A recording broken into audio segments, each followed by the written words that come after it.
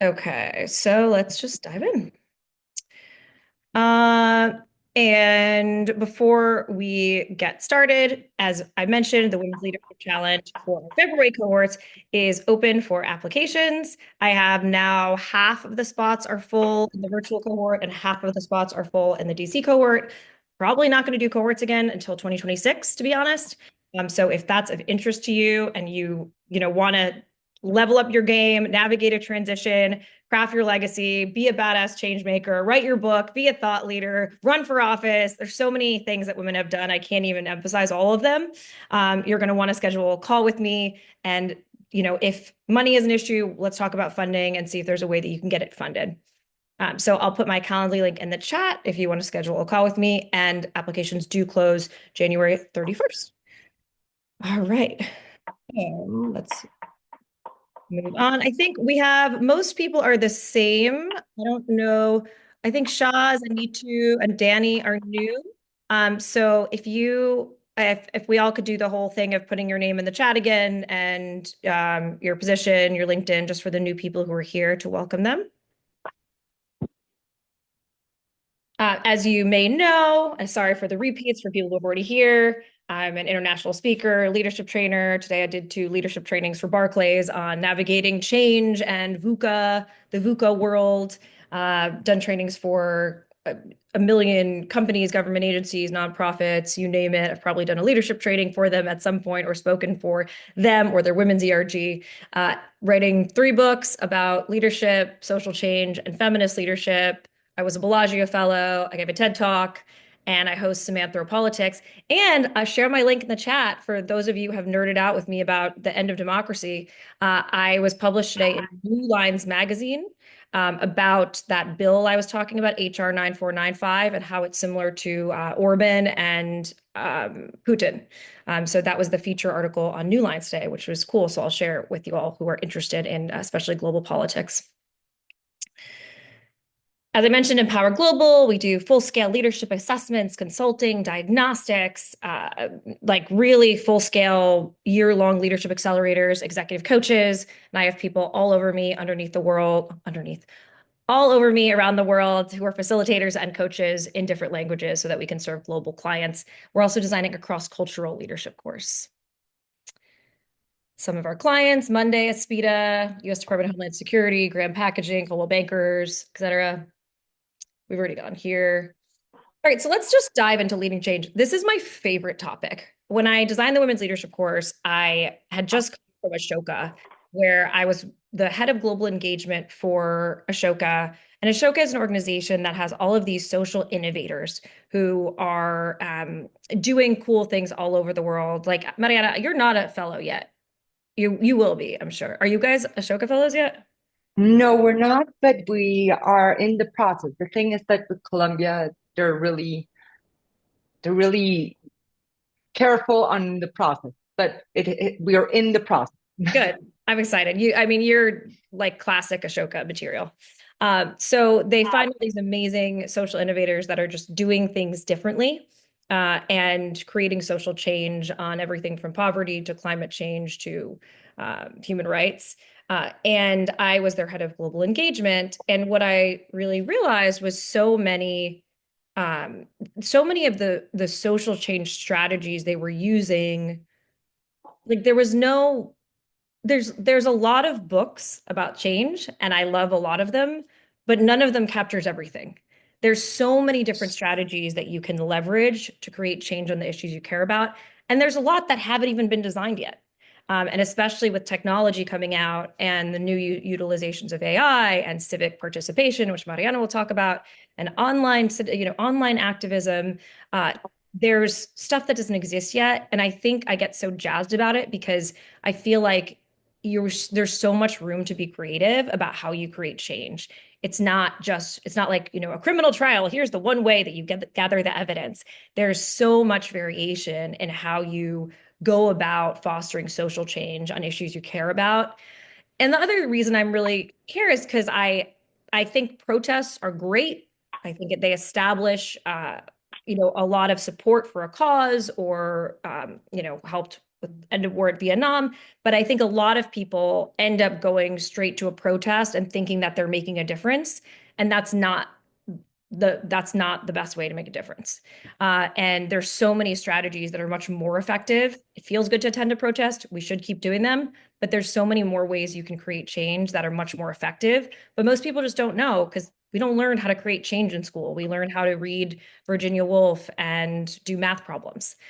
So this is also the reason I love this topic because it's just so different, and there's so much room to play and experiment. As one example, I worked for a virtual reality company working on diversity and inclusion, where we were like they created scenes from a company, and then people wore VR headsets to feel what it was like to be in the shoes of a handicapped person, a refugee. I was like amazed at the capacity of VR to prompt emotional reactions, which then prompted people to change. So it's just one example. So from a change perspective, the first thing I mentioned, so is change is hard. Uh, Change is hard, whether it's personal or whether it's social change. We are comfortable in our own skins and what we're doing from a neuroscientific perspective. Our neural pathways form where we are used to doing things a certain way, and where, it's hard to change once we are used to doing things a certain way. It's hard to reroute and go a different way because we're comfortable and that synapse has formed. And to change, we have to form a new synapse. From a social change perspective, I've interviewed people all over the world for my podcast, Math or Politics. And I remember talking to a Argentine abortion rights activist, and she said, it's taken 25 years of activism to get here, just for her, right, in her life, and what happened before that to get to the legalization of abortion in Argentina. So it takes a long time. And then as we know too, it can be, I don't think any of you are here, but I had a post-election feminist leadership roundtable. It could also be exhausting. I mean, I had some women there that said, we've been doing this work forever. I'm sick of taking steps back. This is just like, it's demoralizing. And so that's the other thing, is you can feel like you're making progress. And again, this is your own life and it's social change, can feel like you're making progress and you are. And then something happens geopolitically or like the economy or things that you can't predict that all of a sudden are influencing, taking you back those 5 steps that you feel like you just went forward.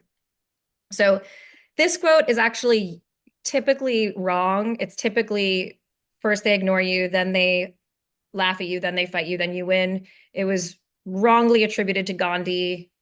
It like Oprah picked it up and some other people. So I went straight to the source, and the source of this quote, this was the actual quote.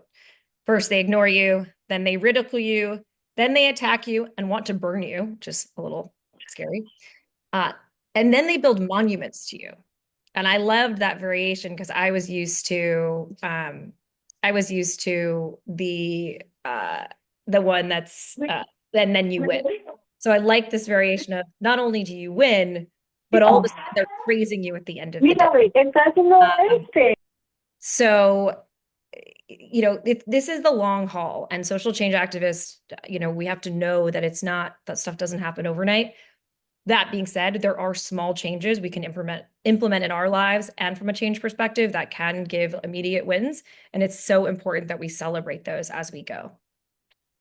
So I think what I'm going to do, because I know, Mariana, I think I'm going to come to you, and then because I know you are waiting to appear, and I'm more interested in hearing from you than from myself because I talk enough. So let's have Mariana. So let me introduce Mariana Diaz Kraus, who is an alumni of the Women's Leadership Challenge and also an alumni of the Fletcher School of Law and Diplomacy, my alma mater. Mariana Diaz Kraus is a Colombian woman, a social entrepreneur, a lawyer, a political scientist, a mom, partner, and the institutional and alliance director at Movilizatorio, which is a transformation laboratory and a laboratory of transformation and social innovation that promotes citizen participation for a better society. She has worked mainly on corporate social responsibility, international cooperation, socio-political and legal analysis, peace building, conflict resolution, transitional justice, demobilization, disarmament, and reintegration, particularly with reference to the peace process in Colombia, which, as some of you might remember, was in 2017. I'm right there. 16. 16, okay. And like I said, she went to Fletcher, and she's also been a special guest on the illustrious podcast, Samanthropolitics, hosted by me. You forgot that in your bio, Mariana. Come on. I'm sorry. So I invited Mariana in to give some examples of how Movilizatorio has gone about creating change in Colombia. Take it away. Okay, perfect. Thank you so much. First of all, hi again. I'm Mariana. Everybody calls me Mari, so just feel free if you have any questions. I'm not going to do a presentation today per se, but if you want, I can send Sam a presentation about what I'm going to talk to you about today, so that you have like a reference. If you have any questions or want to go in deeper for something, just give me a little holler and I'll be there. First, I want to say I'm standing up because I'm recovering from surgery. So if I look really funny, like moving around, it's because I'm standing, not sitting. So it's a bit different for me to do a Zoom meeting standing up. I think my first. So thank you so much. I am just gonna jump right in. I'm going to talk to you more about like incidents for institutional change and building really upon also what some points that Sam just made is that, first of all, yes, change can be huge or change can be really small. So from a standpoint of how you can create changes as an individual, I think the first thing that we have to do is that we have to concentrate on those small early victories that empower us for next steps. And I believe that all of us have to be aware that we're all really engines of change in either context that we want to do it.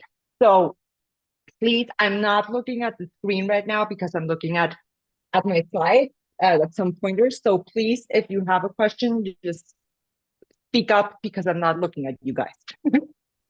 So like I told you, I want to talk to you about incidents for institutional change. Going to just the basic incidents for institutional change is a process in which any type of actors, social actors, such as citizens, which I really like to pinpoint, organizations, social organizations, NGOs, any type of organization, actually, also a corporation can actually move institutional change. We speak as actors to promote changes in the rules, norms, and procedures that govern society.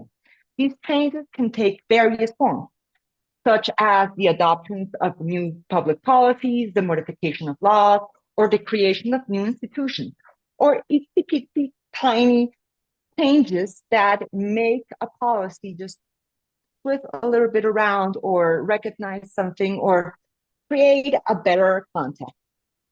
So the importance of citizens or social organizations in influencing institutional change in government lies in the role as actors that we were representing the interests of civil society. The interest, and there again, I go into the importance that we have as individuals. Each citizen has the power to promote and to generate change. I'm listening to something. Is somebody asking something? No? Okay. I think a mic is open. Okay, sorry. And how do we do this? We do this through the participation in the political process. We do this through social organizations that can contribute to ensuring the public policies reflect the needs and demands of citizens. We can do it getting together with other citizens in a more informal or formal manner. We can actually do it from that itsy-bitsy grain of rice that you are to getting a whole bunch of rice together. So social organizations can bring about social change through various actions like development of public policies and proposals, political pressure, participation in consultation and deliberation processes. It is through the incident process that various mechanisms are established to strengthen democracy, enabling us citizens to participate in the political process and ensuring that our voices and their voices are heard in different settings. Involvement allows us as citizens. Sorry, my computer is giving me an update. I don't know why. Give me 2 seconds. Sorry. Okay, so involvement allows social organizations to share our knowledge, and all of these different also members of society and different leaders and change makers to share this knowledge, share this expertise with policymakers, with making public policies more efficient and responsive to the needs of citizens, thereby creating fairer and more equitable society. So to give you some main examples of like historical milestones that we have had involving incidents for institutional change, we have the civil rights movement in the United States. That you know a lot more detail than me probably, but it's a perfect example of how together in a very nonviolent way you can push forward different changes and how powerful this engine of citizens can be. Also, the democracy movement in Latin America, especially since the 1980s to actually 5 years ago, all the uprisings and social uprisings that we have had. And you can also see it in a very precise example right now, which is Venezuela, and all the major things that are happening right now, trying to bring down an illegal government like Maduro. Also, we have the environmental movement, where we have seen how instrumental the organizations have been in promoting environmental policies such as biodiversity protection and reduction of greenhouse gas emissions. All of these policies are necessary to safeguard the environment and ensure a sustainable future for all. So I'm going to just give you a little bit of information of what Movilizatorio is. And I know this is like a tongue twister for many, this word, but that's why we have like a double name like Movilizatorio MOV. So you can stay with MOV and it will be great. MOV is an organization that I co-founded with two other members, two other colleagues, women. This is a women-led organization. And we're celebrating I think, our 9th birthday this year in September. So it has been a lot of work. But from Movilizatorio, I'm going to give you a little bit more information of how we work and what our mission has been in how we want to do this, or how the idea that we had is that we wanted to connect change and connecting people to generate change in innovative actions to transform realities.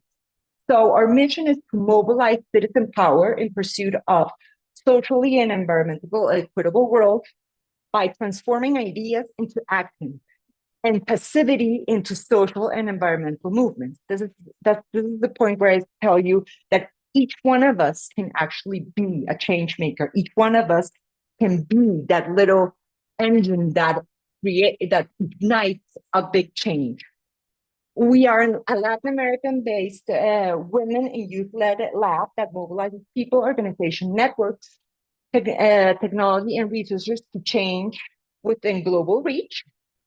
Our main causes are to increase citizen power, and around that, we seek to work on other causes with allies and partners who are experts on different issues that allow us to expand our work and our theories, because we are aware that we're not experts and we do not pretend to be expert in each of the causes that we work, but to approach them from what we know how to do, that is active citizens, build bridges between them and decision makers, and mobilize key actors around the issues from a profound understanding of each one of them.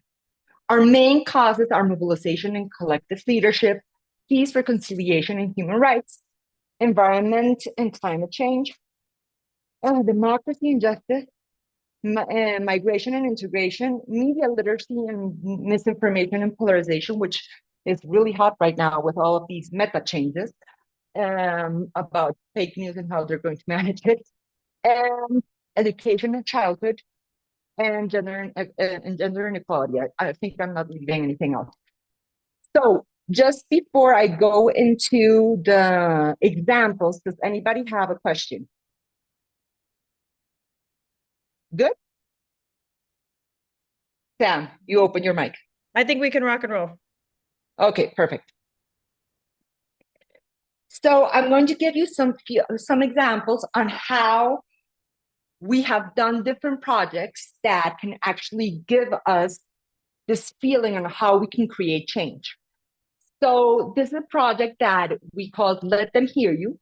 We did this in alliance with the Dutch Institute for Multi-Party Democracy, which operates with the rapid response window of UN Women and Peace and Humanitarian Fund.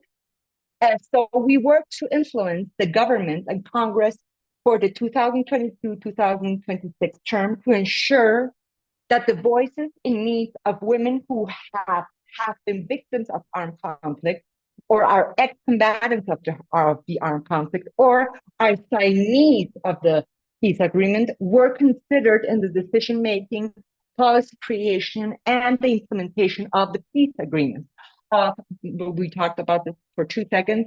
Colombia had a really big peace agreement in 2016 with the biggest guerrilla group historically known, which was the FARC. And of course, this has had already, we're almost crossing 8 years of implementation and a lot of different hurdles and problems and a pandemic in the middle. So it has been difficult. So with this project, our main goal was to amplify the voices of the women and help them identify their needs concerning the agreement implementation. Because, of course, on paper, everything is politically correct, but what is happening in the real life and in real life day to day, and how are these different citizens actually living the process, and especially with an eye on women. So this was accomplished by raising awareness of these issues and ensuring that the elected government, Congress, mayoral councils, incorporate these voices and the needs into their government plans. So throughout the implementation of this project, we enhanced women's participation in politics, peace processes, and peace agreement implementation. Additionally, we advocated with the government, with Congress, with all the mayors of different cities and main and councils, and this was achieved through significant meetings involving women that were ex-combatants, victims, or leading actors in the implementation process, and had been part of the signees of the peace agreement. We joined agenda. We created a joint agenda with like some 5 main like very particular point territories in Colombia, which is Montes de Maria, which is a historically very affected area by conflict, especially by all the conflict actors in Colombia, not only the guerrillas, but also the paramilitary groups. Medellin, which is one of our major capitals, Bogota, which is the capital, and also another region, which is Serranía de Perijá, which is also was very affected by guerrillas, and where the implementation of the peace agreement is very much active. So as a result of these meetings, we successfully co-constructed a citizen agenda delivered to the current decision makers in the government. So what we use also, we try to create different ways on how we can deliver these agendas. So this was through Mariana, can I stop you for 1 second? So of course. So the beginning of it is right, getting women's needs heard. What did you do? How did you figure that out of what the needs are? I think the main thing that you have to do is actually listen to the groups and get actually actors together that want to share and want to participate and aren't afraid, or you can actually create a safe environment for them. So for us, it's always connecting people.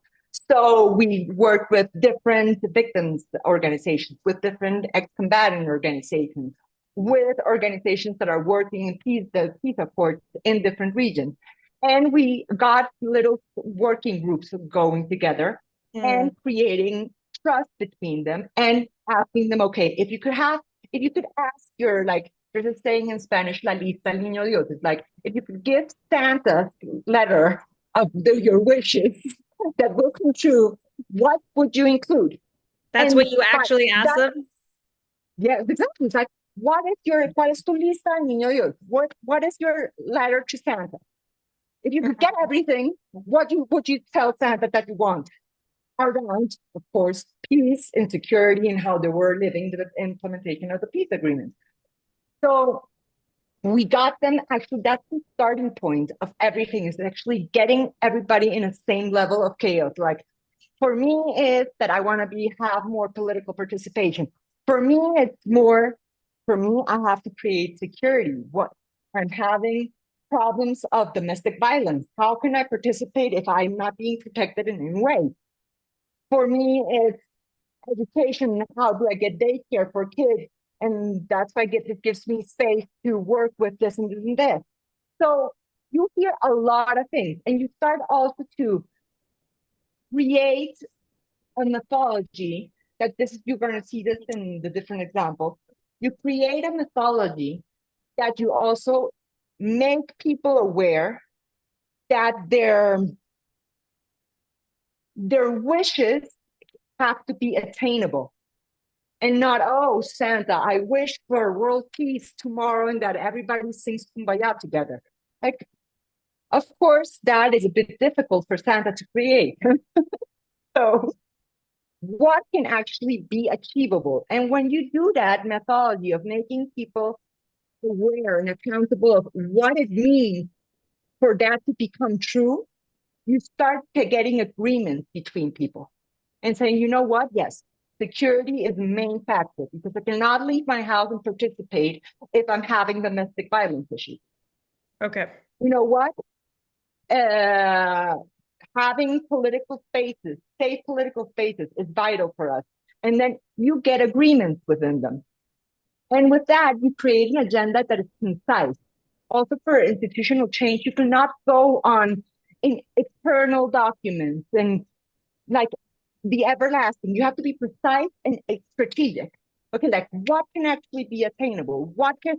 How can I actually get people to feel that they have been heard, and this is actually something that they're doing correctly? Like, they spend their time and it's being recognized. So in this case, the agenda was dispersed to a lot of political candidates for Congress and for mayors. And we had also elections in 2023. So it was really a really perfect scenario to actually push and get people to recognize and put it into their government plan. So when you start seeing that more than 90% of the candidates for Congress are including items from the agenda to be part of their government plans, you say, that's a change. Mm. We are being heard. You see, that's happening. So I think the magic word, and again, I'm going to change from example. The magic actually happens in when you can actually see, when you can actually show people and people feel heard. Because what happens with protests, as you were saying, Sarah? With protests, a lot of people go out, protest, of course, blow off steam, that's wonderful, but that's the first step that you have to take sometimes. But 98% of people that go to protest do not have in mind what their second step is going to be. Right. If I get heard, what am I going to do? So Mm. that's why one of the main things that we do at Movilizatorio is that we push forward on what's your second step. Mm. Wonderful that you activated yourself. Now, how are you going to use that momentum? How are you going to make this have sustainability? What is your real recommendation? What is the change that you want to do? How you want free education? Great. How do you envision that that's going to happen? Like I told you, you bring it down and you make it possible. It has to be possible. If not, it's just a wish list, and it's going to stay a wish list. And then frustration comes because you say, "Oh, I participated in this protest, and I signed so many causes, and I did yada yada yada, and nothing happened with it." The magic here is that you make people feel that they are part of the change. You make it, you stand it out, you make it achievable. So, for example, this is an example that Sam loved. This was one of our first projects. So it's called Peace Under Construction, and we did this in 2017, 2018. So this was like really just off the bat, the peace agreement had been signed, and our funder decided too that they wanted to see how youth was participating in the peace agreement and how the implementation of the peace agreement was really happening. So we gathered up, we got the different groups going. We went like to almost the entire national territory, and we started working with young leaders. And when we got there, we as an organization found out that our project, our proposal, was miles away from reality, and we had to like work on our feet and adapt it to the reality because the young people were telling us, "You're talking about peace implementation in here? Like, first of all, what is peace? And what do we need for peace?" So we went back 5 steps and we said, "Okay, you know what? Yes. The first thing that we have to do is identify what are the main things that you guys believe are necessary to even think about peace in your territory." And we were able to build a political youth agenda with 5 main points that was really pushed onto the elections for Congress in 2018 and also to presidential elections in 2018. What were some of those points on? What were the 5 points?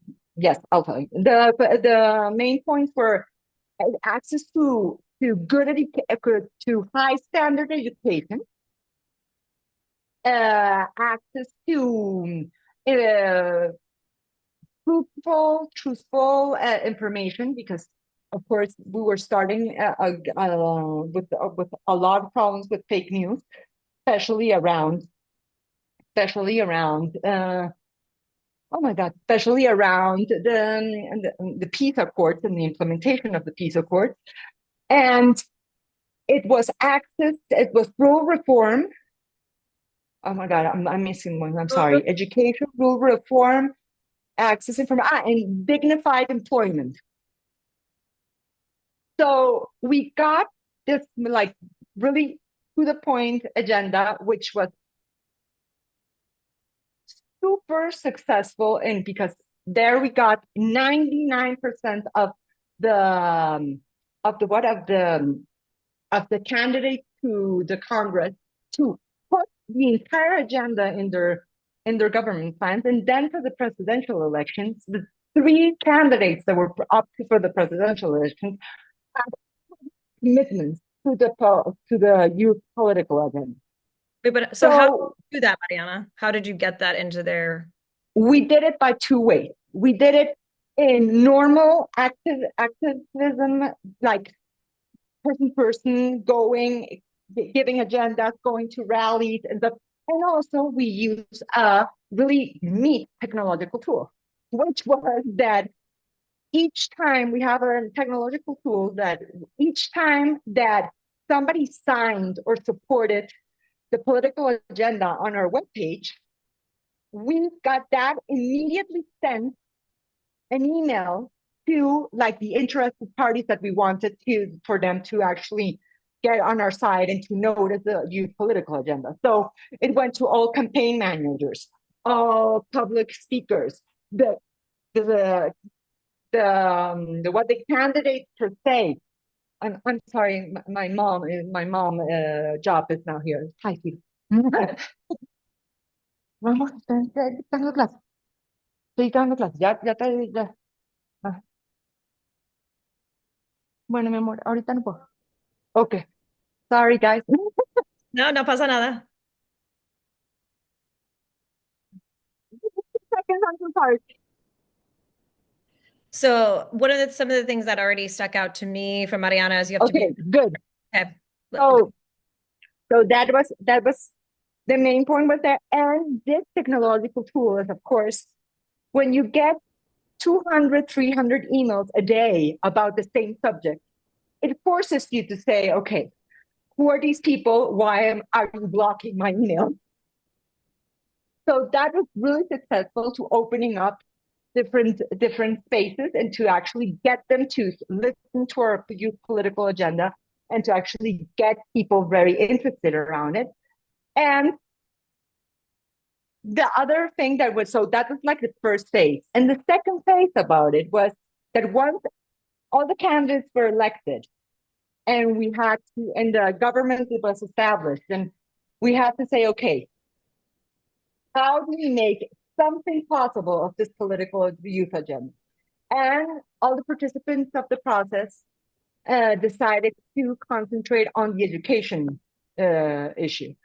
So they wanted to do something on education. So we opened up a platform where, first of all, we gathered recommendations, citizen recommendations in order to better education and access to education in Colombia. So we got more than 800 citizens recommendations where we gathered them up and we got them together with more than 40 like strategic actors on education in Colombia.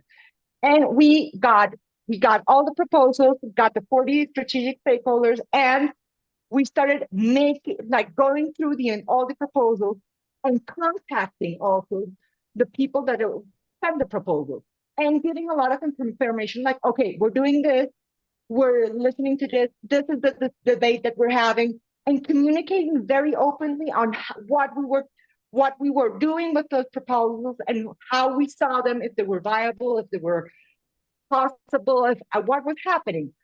So after like a month of really hard work, we concentrated on like the strategic recommendations that were possible. And we said, okay, what can we do to make this, to deliver this message to like strategic people? So there we decided to create a newspaper from the future. And with this, we created a newspaper of how education would look like in 5 years if the citizen recommendations were implemented. And this was a beautiful newspaper. It was printed, it was digital, and it had horoscopes. It was really a newspaper in every way, with the gossip in it and everything to make it really interesting and catchy. Of course, taking a lot of like very to the moment things in Colombia. And we dispersed it massively, and also we got it to the Ministry of Education and also to the Department of National Planning, which was discussing the main platforms and the main basis for the National Development Plan. And it was so successful that we got 10 or I think 11 of the recommendations included in the education chapter in the National Development Plan that rules for 4 years. So I just want to stop and clarify what Mariana is saying, because I think this is why this is one of my favorite examples, because it's so creative. So they created a newspaper from the future. So, when you're teaching change, and even from a leadership perspective, you want to create a future state. What is that future state that can happen if this person does X? If this person changes this policy, what is the future that they're part of? And so what they did was created a paper with all of these articles as if was it like 10 years in the future or something, Mariana? 5 years, 5 years in the future. As if these policies that they were advocating for had been implemented. And what, like a real newspaper with comics and horoscopes and all that stuff, and had articles kind of talking about all of the successes that had happened because these policies that they were advocating for had Were been implemented. so they Right. created this brilliant vision of the future, this future state for people to aspire to and go, I want to be part of that future. And I love this example because it's so darn creative. And it when we think about leadership and inspiring hope in people, that also these things are possible and that you can be a part of that change, but you have to step up. So I didn't mean to cut you off, but just wanted to clarify that. No, and actually this is my ending because I know these were like the two main examples that I wanted to share with you. I have a ton of examples. We really have been really nerdy in Movilizatorio. So we have had a lot of work these last 8.5 years, but these two bring into different items on how you can actually create that balance between also online and offline, which is really important. That you use different tools and never think that one tool actually just closes off the other one, but actually you can potentialize one tool with the other. And especially in Colombia, it was really interesting because we're not an interconnected country. Not the entire country has internet and access can be. So first of all, the funders, most of them, for the first time we went to them, they were like, you know what? I want to fund you just to see if this is possible. How are you thinking about this? So it is always, I always say, thinking about creating change. And if we want to talk about institutional change, whatever, thinking about change, you just have to dream it, but dream it realistically. Yeah, I You love have to that. dream it, but think about that second step. Like wonderful. In Colombia, we are amazing at mobilizing and doing protests. But we're really bad in the next step. What is going to happen after you mobilize so many people? What is the result of that? What are you going to push now for?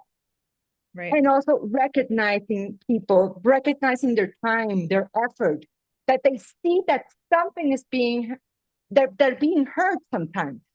I remember people coming up to me and saying, you know what, even though if the newspaper doesn't get anything, at least I know really my time spent doing the proposals was taken into account. Like I know this was part of something. I know and being heard at some stage.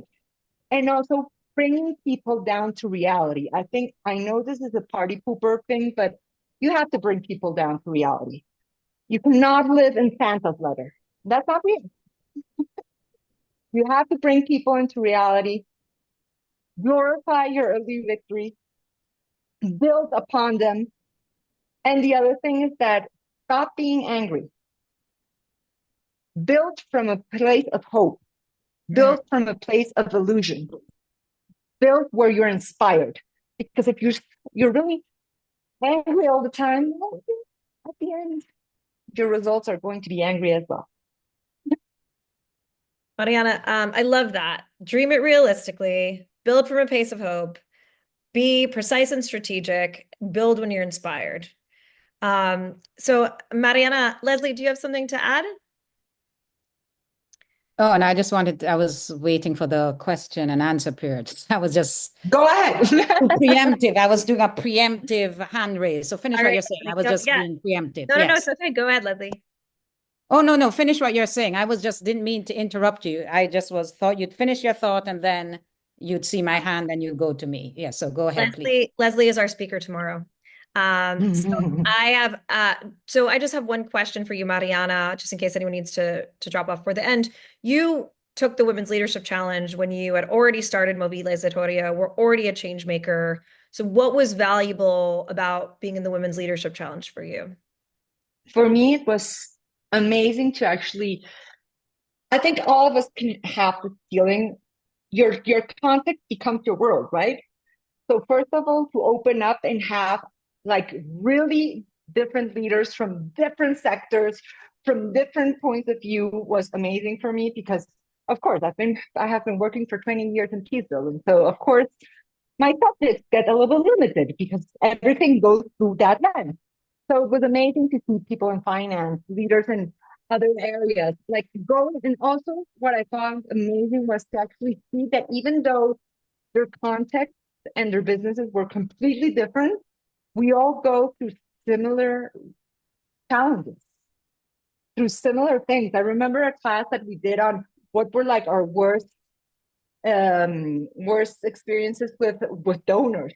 And I was like, once they told me that I was doing gender bias, but the opposite way. Oh my God. And I was in a meeting, face to face, and the guy didn't know what to do. And he was, I know that when the words came out of his mouth, he wanted to like collect them back. But don't change that. Or it's a meeting where we're three women and there's 10 guys. And what's your diversity policy? Like, what's yours? So that was amazing, exchanging experiences. Also, when we work in this, we kind of learn on the way, and it was wonderful to actually get really academic feedback and frank actually say, oh yeah, what I was thinking, there are these people that have studied it and have thought about it. And so it gave me also a lot of like strength in my argument and new tools. Thank you, Mariana. Leslie, do you want to ask your question? Yeah, sure. Thanks. Okay, Mariana, thank you so much. I find this extremely interesting, and this project has really resonated with me. I actually managed an access to justice project several years ago in Colombia. But I particularly, yeah, it was years ago. I'm dating myself. Yeah. So the organization no longer exists. But I very much like this idea. So this is an idea, this newspaper from the future. This is an idea that I'm actually going to, this has been so, I'm going to pick this because this can be used in other countries. I think this is excellent. Definitely. Yes, Definitely. certainly. What we love about Movilizatorio is that also we like that our theories and our methodologies can actually be replicated in any context. Exactly. Exactly. Yeah. So the question I have, because, this is, how did you ensure intersectionality to ensure that you're including, because what oftentimes we have these projects and, they focus if it's on like women, yeah, anything, the peace process, even women's inclusion, they tend to focus on everybody in the city, but they forget about, say, people in rural areas or ethnic minorities, or even also persons with disabilities. So how did you ensure that intersectionality, so those voices were also heard and those concerns collected? I think this is going to sound like a politically correct answer, but it's really what we do, is that we really take really extra care on before we start the projects exactly on recruiting the people that we need. That's why I was telling you the first thing that for us, a major thing is our strategic alliances. Because we know we cannot work. And if you have been in Colombia, of course, you know how different cities work to the rural areas. So we have to get organizations that are legit in those rural areas, that can actually connect us in those rural areas, that can actually tell us, okay, these young leaders, this young woman, this teacher, this company, this young person. And we have concentrated a lot on young leaders because in Colombia, particularly the last two presidential elections, the decisive vote has been youth, like the new voters. The new voters. And there's really a stigma around young people in Colombia. Like, oh, they're super, they're not interested. They don't want to do anything. They're a dumb generation, like a lot of things.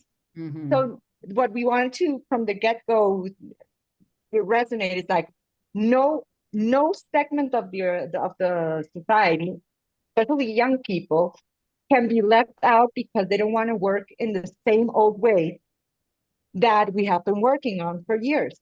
We have to find a way on how to catch their interest, on how to identify what they're doing in the territory, on how they're working, on how we can actually include them.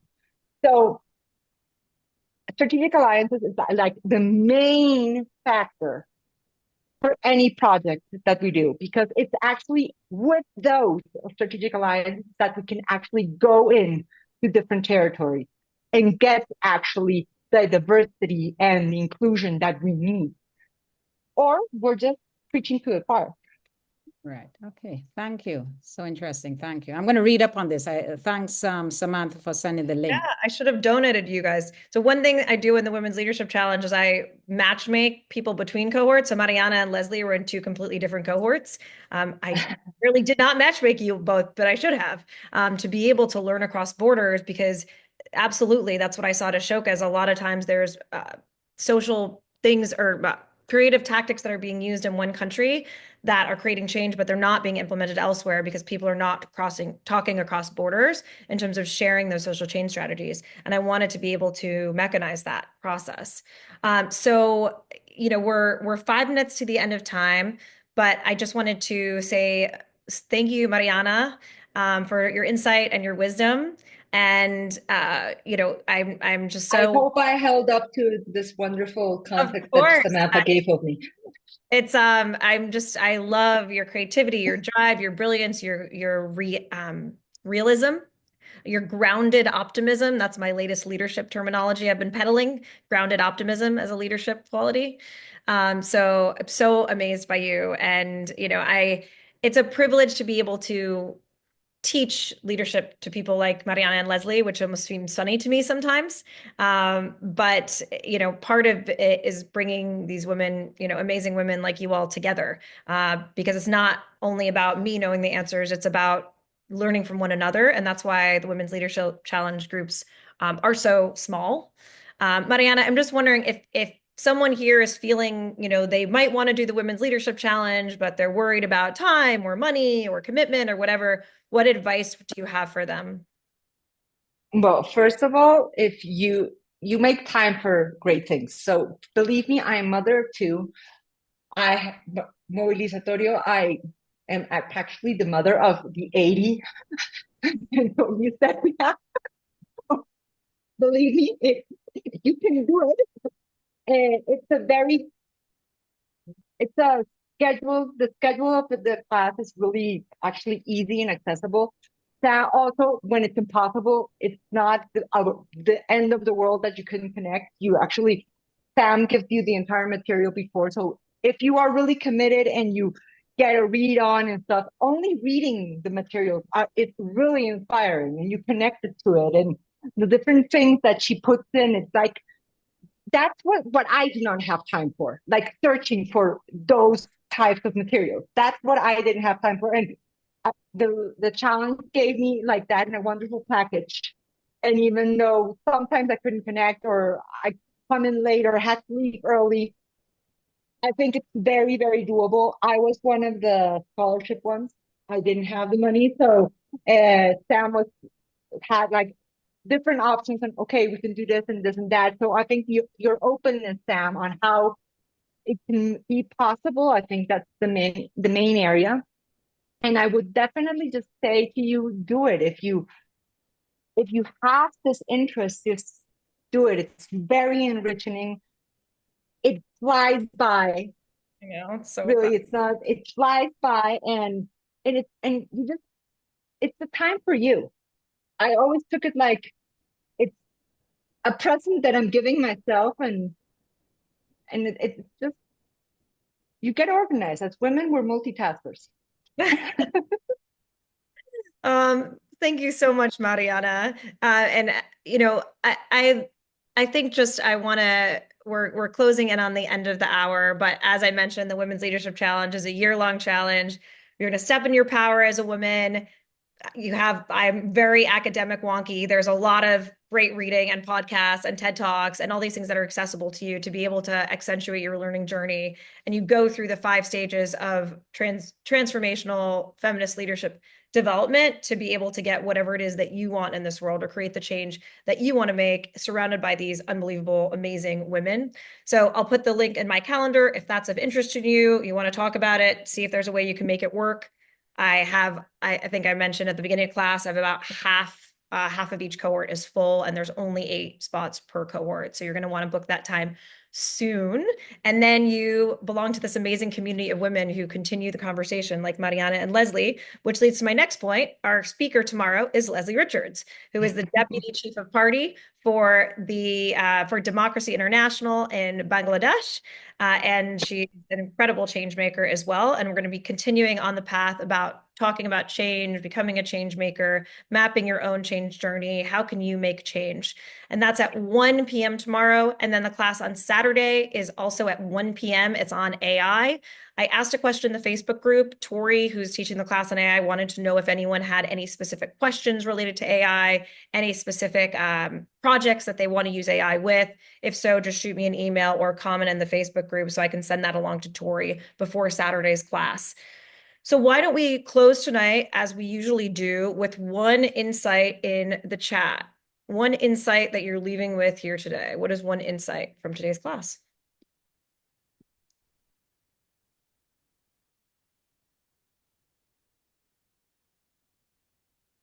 Guys, I'm so sorry I have to leave. It was a pleasure. Anna. Sam has my contact. If anyone wants to shoot and has questions, anything, just shoot me an email. Bye-bye. Chao. Muchísimas gracias por eso. Mwah. Besos. Ciao. Ciao. What's one insight that you're leaving with? And if you have to drop, that's okay. We'll end in a second. Ooh, Julia, that's beautifully said. Creative process that accelerates with collective action. Working together and having passion really helps you push the distance. I know she's so inspiring. I mean, she's so passionate about what she does. It's amazing. Anybody else?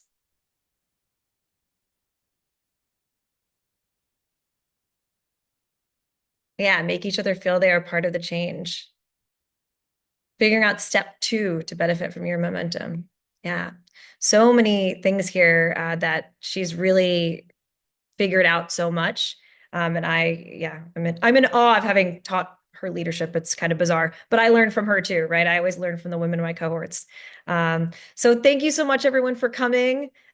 Tomorrow, again, 1 p.m., Saturday, 1 p.m. I will see you then. Besos y abrazos, as Mariana would say. Good night, everyone.